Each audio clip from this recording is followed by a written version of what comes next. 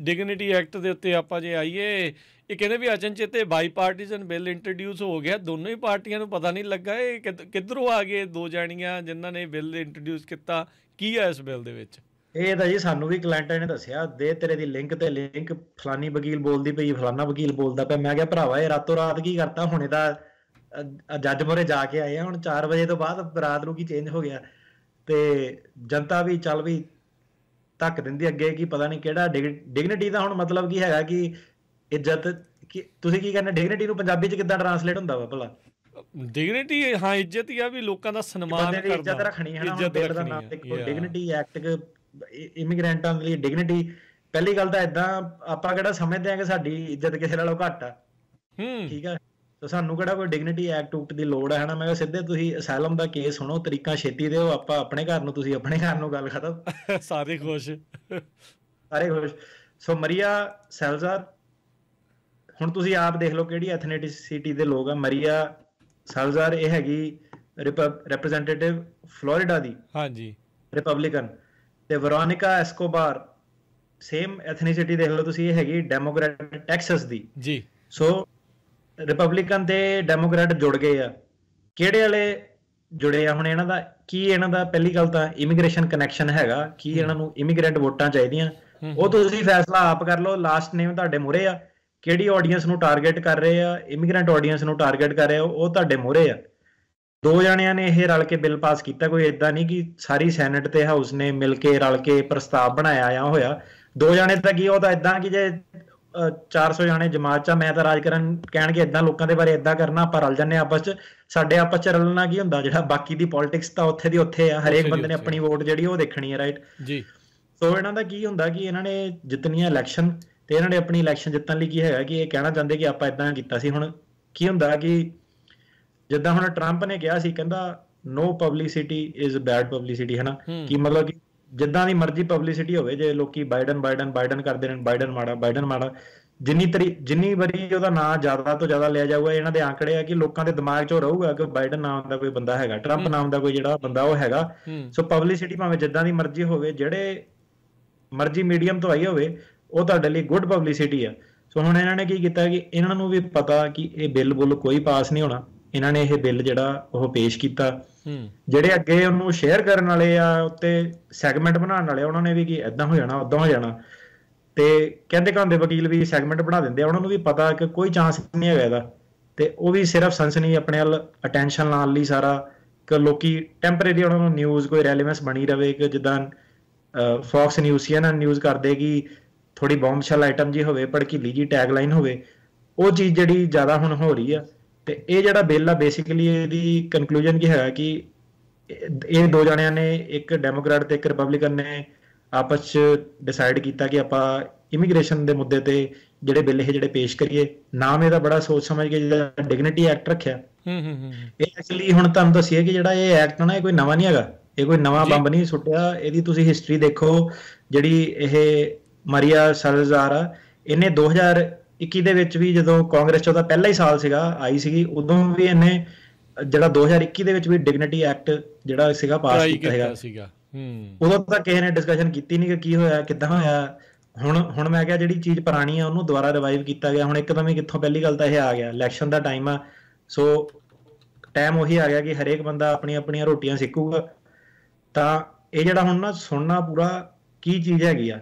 ਉਸ ਤੋਂ ਬਾਅਦ ਕਈ ਵਾਰੀ ਕੀ ਆ ਕਿ ਆਪਾਂ ਜਿੱਦਾਂ ਹੁਣ ਆਹ ਕੀਤਾ ਨਾ, ਸਾਡੇ ਨਾਲ ਫੇਰ ਦੁਬਾਰਾ ਕੰਸਲਟੇਸ਼ਨ ਬਣਾ ਦਿੰਦੇ ਆ ਕਿ ਨਹੀਂ ਮੈਨੂੰ ਦੱਸੋ ਕਿ ਸ਼ਾਇਦ ਕੁਝ ਰੇਡੀਓ 'ਚ ਤੁਸੀਂ ਦੱਸਿਆ ਨਹੀਂ, ਕੋਈ ਨਾ ਕੋਈ ਸ਼ਾਰਟਕਟ ਹੋਵੇ ਮੇਰੇ ਲਈ। ਕੋਈ ਸ਼ਾਰਟਕਟ ਨਹੀਂ ਹੋਇਆ, ਕੁਝ ਨਵਾਂ ਨਹੀਂ ਹੋਇਆ। ਇਹ ਬਿੱਲ ਇਹ ਕਹਿੰਦਾ ਇੰਟਰੋਡਿਊਸ ਹੋਇਆ ਕਿ ਜੇ ਕਿਸੇ ਬੰਦੇ ਦਾ ਕ੍ਰਿਮੀਨਲ ਰੈਕੋਰਡ ਨਹੀਂ ਹੈਗਾ ਤੇ ਅਨਡਾਕੂਮੈਂਟਡ ਜਿਹੜਾ ਵਰਕਰ ਹੈਗਾ, ਉਹਨੂੰ ਆਪਾਂ ਅਮਰੀਕਾ 'ਚ ਆਣ ਦੇਵਾਂਗੇ ਡਿਗਨਿਟੀ ਸਟੇਟਸ ਦੇ ਨਾਲ, ਇੱਜ਼ਤ ਮਾਨ ਮਰਿਆਦਾ ਦੇ ਨਾਲ।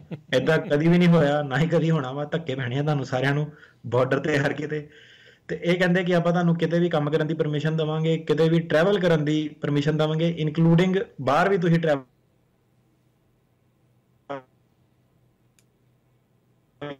ਜਿਹੜੇ ਉਹਨਾਂ ਨੂੰ ਤਾਂ ਵਰਕ ਪਰਮਿਟ ਟਰੈਵਲ ਡਾਕੂਮੈਂਟ ਉਹਨਾਂ ਦੇ ਪਾਸ ਨਹੀਂ ਹੋ ਰਹੇ। ਸੋ ਇਹ ਕਹਿੰਦੇ ਕਿ ਤੁਸੀਂ ਜਿਹੜੀ $700 ਫੀਸ ਆ ਉਹ ਦੇਣੀ ਆ 7 ਸਾਲਾਂ ਤੱਕ ਕੱਚੇ ਬੰਦੇ ਨੇ। ਤੇ ਟੋਟਲ ਜਿੱਦਾਂ $5000 ਇਹਨਾਂ ਦਾ ਜਿਹੜਾ ਬਣਦਾ, $5000 ਜਿਹੜੀ ਤੁਸੀਂ ਸਰਕਾਰ ਨੂੰ ਪੇ ਕਰਨਾ ਜਦੋਂ ਤੁਹਾਨੂੰ ਇਹ ਡਿਗਨਿਟੀ ਸਟੇਟਸ ਮਿਲਿਆ। ਤੇ ਤੁਹਾਡੇ ਜਿਹੜੇ ਪੇਰੋਲ ਟੈਕਸਿਸ ਆ ਉਹ ਹੁਣ ਜਿੱਦਾਂ 7% ਹੁੰਦੇ ਆ ਨਾਰਮਲੀ, ਹੈ ਨਾ, 7-8% ਦੇ ਲਾਗੇ ਜਿਹੜੇ ਫਲੋਟ ਕਰਦੇ ਆ, ਤੇ ਪੇਰੋਲ ਟੈਕਸਿਸ ਨੂੰ ਇਹ ਕਹਿੰਦੇ ਕਿ 7% ਤੋਂ ਘਟਾ ਕੇ 1.5% ਕਰ ਦਾਂਗੇ, ਹੈ ਨਾ। ਠੀਕ ਹੈ।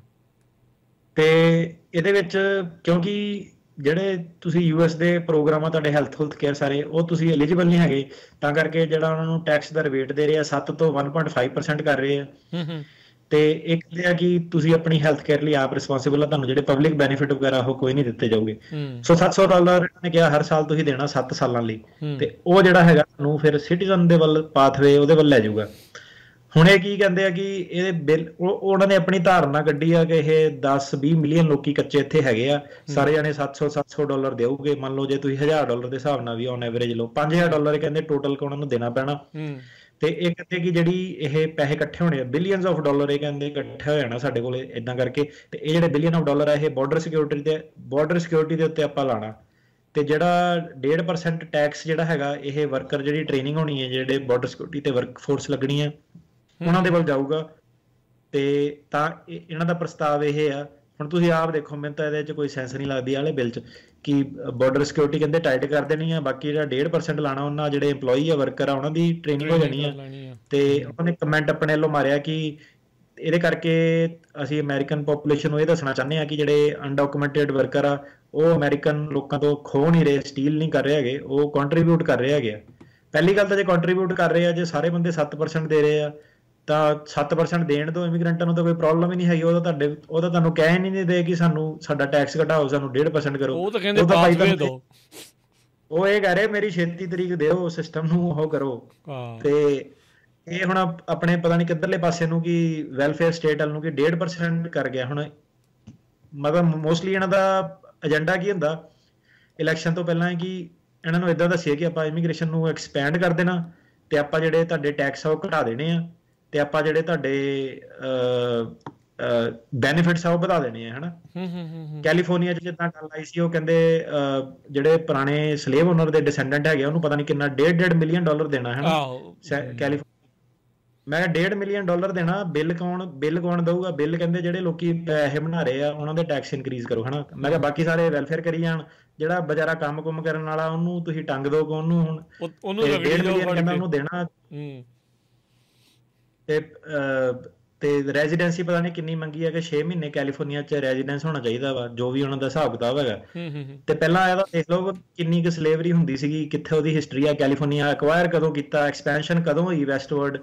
ਇੱਥੇ ਹੋਰ ਵੀ ਲੋਕੀ ਬਥੇਰੇ ਆ, ਇਕੱਲੇ ਮਤਲਬ ਇੱਕ ਕਮਿਊਨਿਟੀ ਐਥਨੀਸਿਟੀ ਦੇ ਲੋਕਾਂ ਨੇ ਥੋੜਾ ਕੰਮ ਕੀਤਾ। ਇੱਥੇ ਚਾਈਨੀਜ਼ ਵੀ ਆਏ ਆ, ਏਸ਼ੀਅਨ ਵੀ ਆਏ ਆ, ਸਿੱਖ ਵੀ ਆਏ ਆ, 100 ਸਾਲ ਤੋਂ ਪੁਰਾਣਾ ਇਤਿਹਾਸ ਆ। ਕਿੰਨੀ ਕੁ ਪਿੱਛੇ ਜਾ ਕੇ ਤੁਸੀਂ ਮਤਲਬ ਕਿ ਪੈਸੇ ਲੋਕਾਂ ਨੂੰ ਵੰਡੋਗੇ, ਰਾਈਟ। ਸੋ ਹੁਣ ਇਲੈਕਸ਼ਨ ਦਾ ਟਾਈਮ ਹੈ, ਇਦਾਂ ਦੇ ਬਹੁਤ ਚੀਜ਼ਾਂ ਜਿਹੜੀਆਂ ਹੋ ਰਹੀਆਂ। ਹੁਣ ਜਦੋਂ ਤੁਸੀਂ ਕਹਿਣਾ ਕਿ $1.5 ਮਿਲੀਅਨ ਤੁਹਾਨੂੰ ਦੇ ਦੇਣਾ, ਜਨਤਾ ਤਾਂ ਫਿਰ ਆਪ ਹੀ ਤੁਹਾਨੂੰ ਵੋਟ ਜਿਹੜੀ ਪਾਊਗੀ, ਰਾਈਟ। ਜਦੋਂ ਤੁਸੀਂ ਕਹਿਣਾ ਕਿ $5,000 ਖਰਚ ਕੇ ਤੁਹਾਨੂੰ ਪਾਥਵੇ ਦੇ ਦੇਣਾ ਵਾ, ਤੇ ਜਨਤਾ ਨੇ ਤਾਂ ਆਪ ਹੀ ਵੋਟ ਪਾਣੀ ਆ, ਕਿ ਉਹਨੂੰ ਲੱਗਦਾ ਕਿ ਸ਼ਾਇਦ ਇਹੀ ਬੰਦਾ ਮੈਨੂੰ ਸੇਵ ਕਰੂਗਾ। ਇਹ ਸੇਮ ਵੇ ਆ ਜਿੱਦਾਂ ਇੰਡੀਆ ਦੇ ਵਿੱਚ ਇਲੈਕਸ਼ਨਾਂ ਤੋਂ ਪਹਿਲਾਂ ਨਹੀਂ ਸੀ ਵੀ ਕਾਲਾ ਧਨ ਵਾਪਸ ਆਏਗਾ, 15 ਲੱਖ ਤੁਹਾਡੇ ਖਾਤਿਆਂ 'ਚ ਜਮ੍ਹਾਂ ਹੋਊਗਾ, ਬਸ ਇਹ ਉਹੀ ਜੁਮਲਾ ਆ, ਹੋਰ ਕੁਝ ਨਹੀਂ ਆ। ਤੇ ਕਹਿੰਦੇ ਕਿ ਫਿਰ ਉਸ ਤੋਂ ਬਾਅਦ ਜਦੋਂ ਤੁਹਾਡਾ ਡਿਗਨਿਟੀ ਸਟੇਟਸ ਮੇਨਟੇਨ ਹੋ ਗਿਆ, ਡਿਗਨਿਟੀ ਮਤਲਬ ਕਿ ਤੁਸੀਂ $700 ਦੇ ਦਿੱਤੇ ਹਰ ਸਾਲ ਉਹਨਾਂ ਨੂੰ 7 ਸਾਲਾਂ ਤੱਕ, ਫਿਰ ਤੁਹਾਡੀ ਡਿਗਨਿਟੀ ਫਿਰ ਤੁਹਾਨੂੰ ਮਿਲ ਜਾਣੀ ਆ। ਤੇ ਉਸ ਤੋਂ ਬਾਅਦ ਤੁਹਾਡਾ ਸਿਟੀਜ਼ਨਸ਼ਿਪ ਦਾ ਪ੍ਰੋਸੈਸ ਜਿਹੜਾ ਉਹ ਚਾਲੂ ਹੋ ਜਾਊਗਾ। ਫਿਰ ਤੁਹਾਨੂੰ ਫਿਰ ਦੁਬਾਰਾ 5 ਸਾਲ ਲਈ ਫਿਰ ਪੈਸੇ 700 ਕਰਕੇ ਦੋਗੇ, ਫਿਰ ਦੁਬਾਰਾ ਤੁਸੀਂ $5,000 ਦਿਓਗੇ, ਤੇ ਫਿਰ ਤੁਹਾਡਾ ਸਿਟੀਜ਼ਨਸ਼ਿਪ ਤੁਹਾਨੂੰ ਜਿਹੜੀ ਮਿਲ ਜਾਊਗੀ।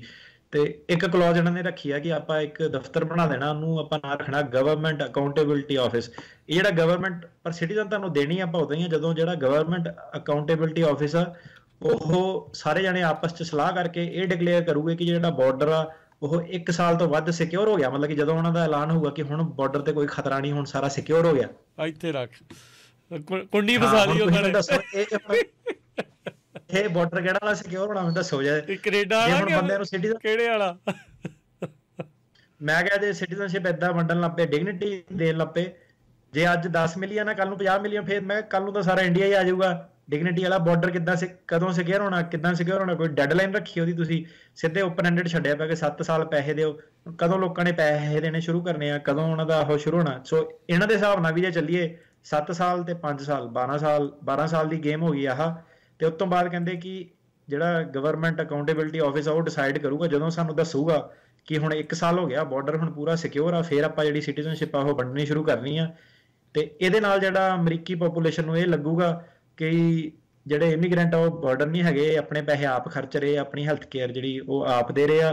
ਤੇ ਜਿਹੜੇ ਇਹ ਕਹਿੰਦੇ ਆ ਕਿ ਜਿਹੜੀ ਆਪਾਂ ਨਾ ਬਾਰਡਰ ਤੇ ਜਿਹੜੀ ਬਾਰਡਰ ਪੁਲਿਸ ਹੈਗੀ ਆ, ਜਿਹੜੀ ਪੁਲਿਸ ਹੈਗੀ, ਉਹਨੂੰ ਹਟਾ ਦੇਣਾ ਆਪਾਂ, ਤੇ ਉਹਦੀ ਜਗ੍ਹਾ ਆਪਾਂ ਹਿਊਮੈਨਿਟੇਰੀਅਨ ਕੈਂਪਸ ਬਣਾ ਦੇਣੇ। ਕਿ ਜਿਹੜੀ ਬਾਰਡਰ ਪੁਲਿਸ ਆ ਉਹਨਾਂ ਨੂੰ ਹੁਣ ਇਹ ਕਹਿ ਰਹੇ ਆ ਕਿ ਜਿਹੜੀ ਬਾਰਡਰ ਪੁਲਿਸ ਆ ਉਹ ਲੋਕਾਂ ਨਾਲ ਸਹੀ ਵਤੀਰਾ ਨਹੀਂ ਕਰਦੀ, ਉਹਨਾਂ ਨੂੰ ਸਹੀ ਤਰੀਕੇ ਨਾਲ ਟਰੀਟ ਨਹੀਂ ਕਰਦੀ। ਜਿੱਦਾਂ ਹੁਣ ਇੱਥੇ ਵੀ ਕੈਂਪੇਨ ਚੱਲਿਆ, ਤੁਸੀਂ ਦੇਖੋ ਕਿ ਠੀਕ ਆ ਪੁਲਿਸ ਧੱਕਾ ਧੁੱਕਾ ਕਰਦੀ ਆ, ਪਰ ਲੋਕੀ ਕਈ ਵਾਰੀ ਜ਼ਿਆਦਾ ਹੋ ਜਾਂਦੇ ਥੋੜਾ ਜਿਹਾ ਕਿ ਨਹੀਂ ਪੁਲਿਸ ਨੂੰ ਹਟਾ ਦਿਓ, ਡੀਫੰਡ ਕਰ ਦਿਓ, ਪੁਲਿਸ ਕੋ ਪਾਵਰਾਂ ਖੋਲੋ। ਤੇ ਭਾਈ ਜਦੋਂ ਪੁਲਿਸ ਕੋ ਫਿਰ ਪਾਵਰਾਂ ਖੋਈਆਂ ਨਾ, ਜਦੋਂ ਆ ਕੇ ਬੰਦੂਕ ਰੱਖੀ ਤੁਹਾਡੇ ਸਿਰ ਉੱਤੇ, ਫੇਰ ਨਾ ਰੌਲਾ ਪਾਇਓ ਕਿ ਪੁਲਿਸ ਕਿੱਥੇ ਹੈਗੀ ਆ। ਤੇ ਹੁਣ ਇਹਨਾਂ ਦਾ ਕੀ ਆ ਪ੍ਰਸਤਾਵ ਕਿ customs and border patrol CBP ਨੂੰ ਉੱਥੋਂ ਦੀ ਚੱਕ ਦੋ ਬਾਰਡਰ ਤੋਂ, ਉੱਥੇ ਹਿਊਮੈਨਿਟੇਰੀਅਨ ਕੈਂਪਸ ਬਣਾ ਦੇਣੇ ਆ, ਉੱਥੇ ਰੋਟੀ ਪਾਣੀ ਸਾਰਾ ਕੁਝ ਮਿਲਣਾ, ਲੋਕਾਂ ਦੀ ਸੇਵਾ ਹੋਣੀ ਆ। ਤੇ 2 ਮਹੀਨਿਆਂ ਦੇ ਅੰਦਰ 60 ਦਿਨ ਦੇ ਅੰਦਰ ਅੰਦਰ ਉੱਥੇ ਉਹਨਾਂ ਨੂੰ ਰੱਖਣਾ। ਉੱਥੇ ਉਹਨਾਂ ਦੇ ਇਹ ਕਹਿੰਦੇ ਕਿ 60 ਦਿਨ ਦੇ ਅੰਦਰ ਉਹਨਾਂ ਦਾ ਅਸਾਈਲਮ ਦਾ ਜਿਹੜਾ ਫਿਰ ਫੈਸਲਾ ਹੋ ਜਾਣਾ, ਤੇ ਆਰਾਮ ਨਾਲ ਚੈਨ ਦੇ ਨਾਲ ਉੱਥੇ ਰਹੂਗੇ, ਇੱਜ਼ਤ ਦੇ ਨਾਲ, ਫਿਰ ਬਾਇਜ਼ਤ ਬਰੀ ਕਰਕੇ ਇੱਥੇ ਘੱਲ ਦਿਆ ਕਰਨਾ ਹੈ। ਇਹਨਾਂ ਦਾ ਮੇਰਾ ਵੀਰ ਆਪਣਾ ਉਹ ਮੈਂ ਕਿਹਾ ਹੋਟਲ ਵੀ ਨਹੀਂ ਚੱਲ ਸਕਦੇ ਇੰਨੇ ਵਧੀਆ, ਜਿੰਨ ਤਾਂ ਲੋਕੀ ਪੈਸੇ ਦੇ ਕੇ ਕਰਦੇ ਆ, ਉਹ ਚ ਵੀ ਲੋਕੀ ਡਿਫੈਕਟ ਕੱਢ ਦਿੰਦੇ ਕਿ ਤੁਸੀਂ ਖਾਣਾ ਟਾਈਮ ਸਿਰ ਨਹੀਂ ਦਿੱਤਾ, ਏਦਾਂ ਨਹੀਂ ਦਿੱਤਾ। ਹੁਣ ਮੈਂ ਕਿਹਾ ਇਹ ਕਿਹੜੇ ਹਿਊਮੈਨਿਟੇਰੀਅਨ ਕੈਂਪਸ ਬਣਾਣੇ ਆ। ਨਾਲੇ ਪਹਿਲੀ ਗੱਲ ਜਦੋਂ ਬਿਨਾਂ ਪੁਲਿਸ ਦੇ ਲੋਕੀ, ਜਦੋਂ ਬਾਰਡਰ ਇੰਨਾ ਖੁੱਲਾ ਵਾ, ਤੇ ਫਿਰ ਤਾਂ ਮੈਂ ਕਿਹਾ ਅੱਗੋਂ ਇਹ ਵੀ ਤਾਂ ਦੇਖੋ ਨਾ ਕਿ ਲੋਕਾਂ ਨੂੰ ਕੀ ਮੈਸੇਜ ਜਾ ਰਿਹਾ, ਕਿੱਦਾਂ ਜਾ ਰਿਹਾ। ਹੁਣ ਬਾਰਡਰ ਇਹਨੂੰ ਅਗਰੀ ਕਿਹਨੇ ਕਰਨਾ? ਪਹਿਲੀ ਗੱਲ ਇਹਨੂੰ ਅਮਰੀਕਨ ਪੋਪੂਲੇਸ਼ਨ ਨੇ ਕਦੇ ਵੀ ਨਹੀਂ ਅਗਰੀ ਕਰਨਾ ਕਿ ਜਿਹੜੀ CBP ਨੂੰ ਡਿਫੰਡ ਕਰੋ। ਇਹ ਪੇਪਰ ਦੇ ਵਿੱਚ ਹੀ ਵਧੀਆ ਕਿ ਬੰਦੂਕਾਂ ਹਟਾ ਲਓ, ਆ ਹਟਾ ਲਓ ਜੀ ਜੀ। ਤੇ ਉਹ ਤਾਂ ਹੁਣ ਮੈਂ ਕਿਹਾ 50 ਜਣੇ ਆਏ ਤਾਂ ਬੰਦਾ ਅੱਗੋਂ ਦੀ ਕਵੇ ਕਿ ਤੁਸੀਂ ਰੁਕ ਜਾ, ਬਾਰਡਰ ਨਾ ਟੱਪ, ਜੇ ਕੋਈ ਬੰਦੂਕ ਨਹੀਂ ਹੈਗੀ ਉਹ ਤਾਂ ਮੈਂ ਕਿਹਾ 50 ਜਣੇ ਨੇ ਫੜ ਲੈਣਾ, ਇਕੱਲੇ ਬੰਦੇ ਨੂੰ ਢਾ ਲੈਣਾ ਉੱਥੇ, ਹੈਨਾ। ਤੇ ਉਹਦੀ ਉਹ ਤੇ ਇਹ ਹੈ ਕਿ ਇਹ ਜਿਹੜਾ ਹੁਣ ਰੂਲ ਹੈ ਇਹ ਪਾਸ ਹੋ ਰਿਹਾ, ਇਹਨੂੰ ਦੱਸਣ ਦਾ ਮਕਸਦ ਇਹੀ ਸੀਗਾ ਕਿ ਤੁਹਾਨੂੰ ਦੱਸਿਆ ਕਿੱਡਾ ਫਜ਼ੂਲ ਇਹ ਜਿਹੜੀ ਚੀਜ਼ ਹੈਗੀ ਆ।